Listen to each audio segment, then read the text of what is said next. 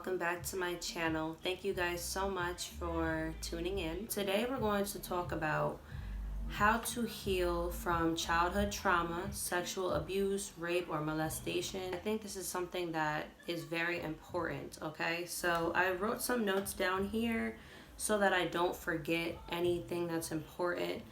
Before we begin, I wanted to go over the quote of the day, right? So one's dignity may be assaulted and vandalized, but it can never be taken away unless it is surrendered. All right, and that's by Michael J. Fox. So first we're going to start by talking about how the mind works. I want to talk about this because the way that our mind is developed and how our subconscious mind affects us on the daily basis while we are conscious, right? It plays a huge role on how we approach and how we cope and how we heal. So we have something called the programming years, all right? This is so essential for parents out there, okay, to understand that. Programming years is from the time the child is born to the age of 7 years old, okay? Now, what happens is the mind of a child, their perception on the world, critical thinking and using their judgment, it develops in stages, right? So we go through these different brainwave stages, okay? So from birth to the age 2 years old, we have this delta waves, okay? And that is very little judgment and barely any critical thinking, okay? And then as we progress, we go to alpha and beta. So look into how the brain waves affect us, how you perceive things, so we can understand that when you are a child, you don't really know what's going on.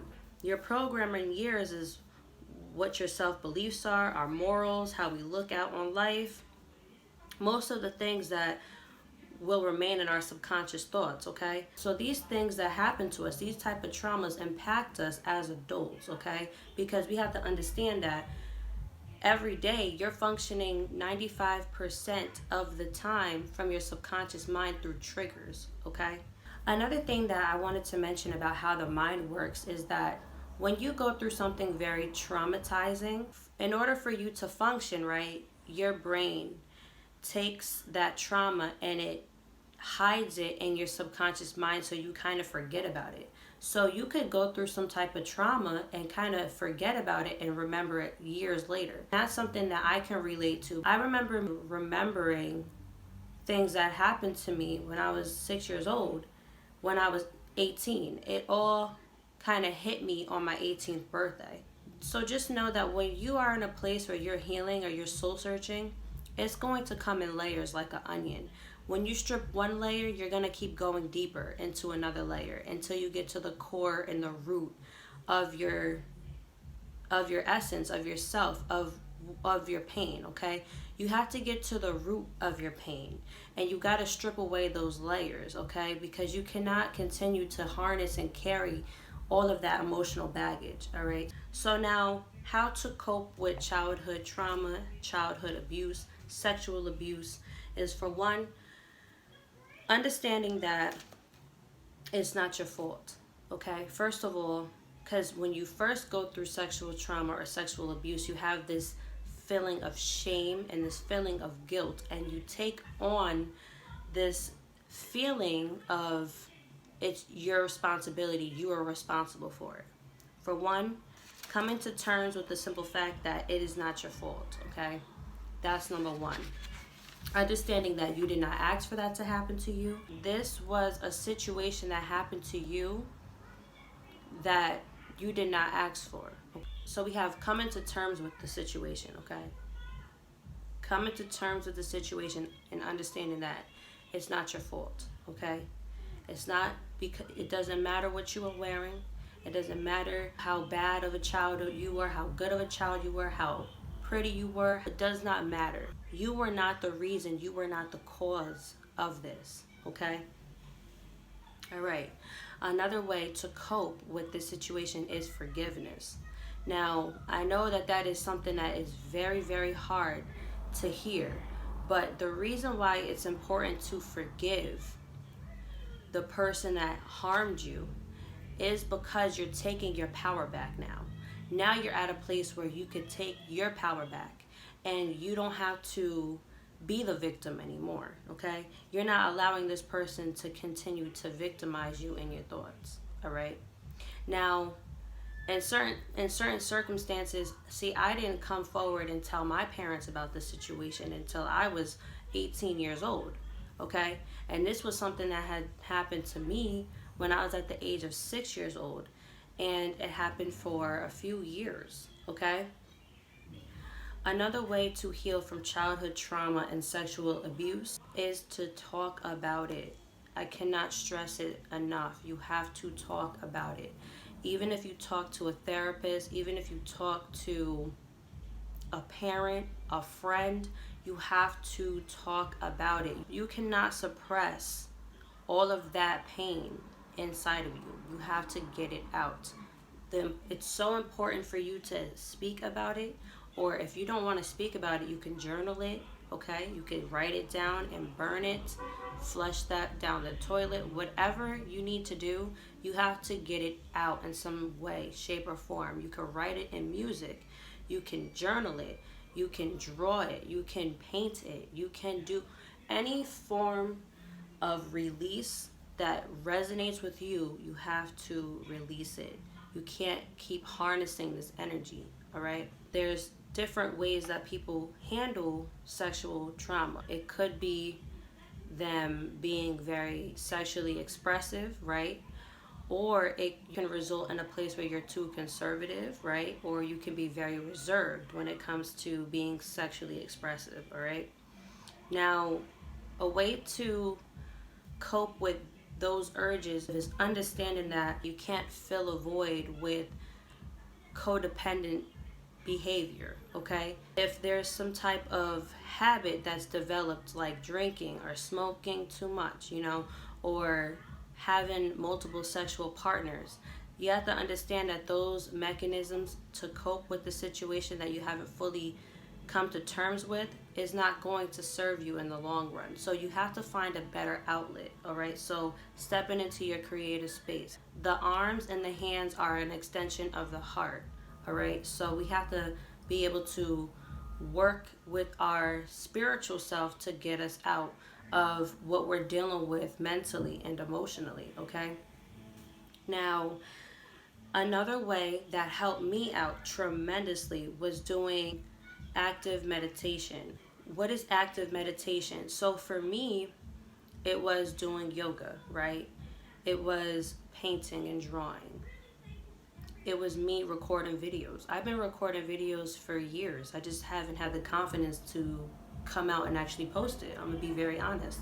So it was me also voice recording and talking and journaling. Those are my ways of releasing. Those are my ways of expressing myself. So find something that helps you express yourself, all right? Now, if you haven't practiced mindfulness, which is being present, okay, or practice active meditation, another form of meditation that has helped me tremendously is wounded child meditations. I can't stress the importance of wounded child meditations. Now you can go right on YouTube and type in wounded child meditations, okay? I'll leave it down below, right here. I'll leave it right here. Wounded child meditations. And what it does is it has you get into a meditative state. It walks you through it, right? And it brings you back to a point where you have experienced that trauma. And at that point, visualize yourself in the now, comforting that child that was being harmed or being abused or being violated and forced to do things against their will, okay? These are some little things that I did that helped me heal, And also another thing is, if you can confront the person that inflicted this pain on you, that can help as well. And also remember that some people are not going to take responsibility, because when it came time for me to confront the person that inflicted this pain on me, they didn't take responsibility. And I remember feeling really frustrated. I remember feeling like this sense of resentment towards them, because I was being very vulnerable, very open, very forgiving, ready to just bury the hatchet and move forward and just hash things out. And the person that I confronted was not taking responsibility whatsoever. So, you know, sometimes if you cannot confront the person physically, because sometimes it's just going to be a waste of time doing that, because a lot of the times, you know, people think that you're never going to bring it up because it happened to you as a child. Some people think that you're going to like forget about it somehow, even though that was the most traumatizing thing that could possibly happen to you, right? Or one of the things that was traumatizing for me, at least. I'm not trying to project on anybody. A way to confront somebody is to write a letter to them, right? And you could literally put it in an envelope and you could just burn it up.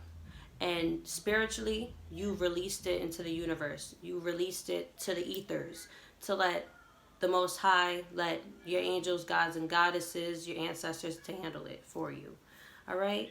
Another way for you to heal is to get crystals. All right? I'm not sure what your spiritual beliefs or your religious beliefs are, but for me, crystals was something that was so healing for me.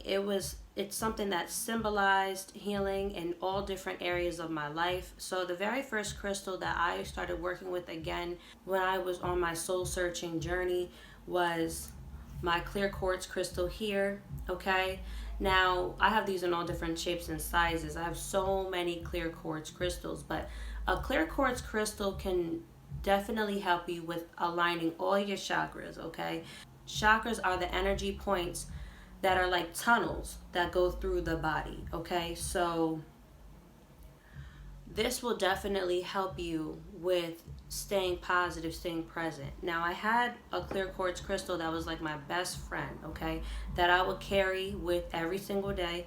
I would keep on me, I would keep in my pocket or in my purse, or I would even carry it in my palm. And when I would be upset or when I would be feeling pain on any level, I would literally talk to my crystal. I would literally cry with my crystal. I would literally take baths and showers with my crystal. I just built such a dope friendship with my crystals. I feel like they all have their own personality, okay? When you really start getting into working with the elements of the universe, you start to see the magic all around you. You start to realize how you are the creator of your universe. And if you're trying to heal from trauma, you can do it. The sky is the limit. So just continue to work on yourself, okay? Because like I said, healing works in stages. You could have something traumatic happen to you that only lasted a few minutes, and you could hold that pain with you for years or for a lifetime. Because we got to remember, and this is something I mention in all of my other videos, because I do readings. If you're not familiar with this page, if this is the first video you're watching, please be sure to check out my other videos. But I always mention how the brain doesn't know how to decipher between past, present, or future. So if you're dwelling on the trauma that you've encountered as a child, right, your body goes through the same chemical reactions as if it's happening to you right now. So you're going to be feeling that pain on a daily basis if this is something that you're not healing, okay? Or you could take out your anger and frustrations and be toxic or be traumatizing to your own children or to your own partner because you're not expressing, you're not healing yourself. So it's so important to heal yourself. It's so important to come to terms with whatever happened to you and to, on the daily, kill the old you and rebirth the new you and be better every single day, okay? So now another crystal that I work with when it comes to unconditional love, self-love, friendships, and healing the heart space is your rose quartz crystal. Working with the rose quartz crystal really helped me with finding myself love, okay? Finding my inner strength, okay? Now, if you're looking for a crystal to help you with activating your creativity, activating your sacral chakra, working with your inner wisdom, working with inner strength and courage, you can get yourself a citrine stone here. All right, here's a citrine stone. This is a great stone also for success and bringing in wealth, right? So I would definitely suggest, to start off getting something like these three crystals here. Because these three crystals, I mean, even if you didn't want to get a, a rose quartz or a citrine stone, you could just get yourself a clear quartz, meditate with it, and program it to have whatever healing properties you want, because this is a universal stone. All right. So I hope this was helpful. It's been something that I've been torn on doing, but here I am. I just figured, why not? It could definitely help somebody out there who didn't have the support from the loved ones that they were looking for, okay? Because there was plenty of times when I went to people for support and I didn't feel like I had that. You know what I'm saying? So I know how that feels. So I think it's so important to just heal. Take your power back. Call your power back. Definitely a great affirmation that will help you is looking at yourself in the mirror, right? And just saying, I forgive those who harm me. And I forgive myself for carrying all this pain all these years, right? I am no longer their victim. I am strength. I am courage. I am love. I am unconditional love, right? Another thing that you can do too is you could say, I call back my power. I call back my strength.